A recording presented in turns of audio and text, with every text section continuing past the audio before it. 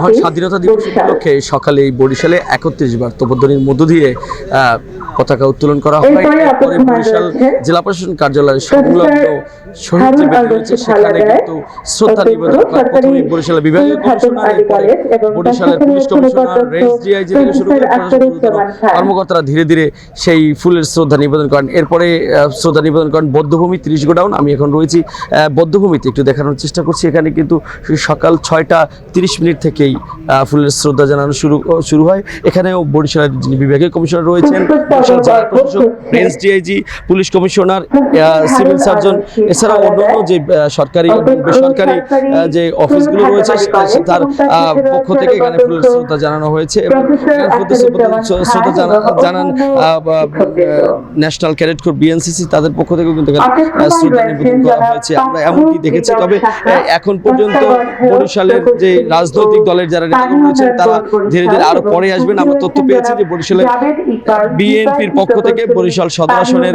যিনি সংসদ সদস্য রয়েছেন অ্যাডভোকেট মুজিবুর রহমান সারোয়ার, তিনি 11টার নাগাদ বরিশাল তিনি ফুলের শ্রদ্ধা জানাবেন। এরপর রাজনৈতিক অন্যান্য দলের যারা নেতাকর্মী রয়েছেন তারাও দিতে আসবেন। আর সরকারি এবং বেসরকারি অফিস থেকে ফুলের শ্রদ্ধা জানানো হচ্ছে রয়েছে বদ্ধভূমিতে।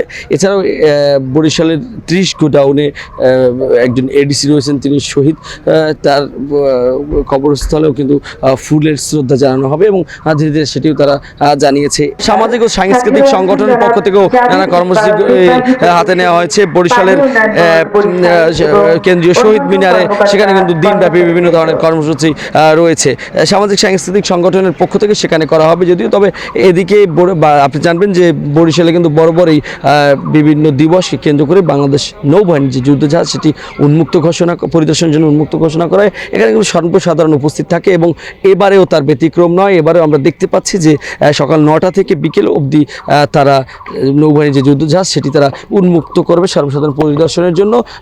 সেটিও হয়তো আপনাদের দেখানোর চেষ্টা করতে পারবো। তবে গোটা বিষয়টি বরিশালের এই স্বাধীনতা দিবসকে কেন্দ্র করে প্রতিটি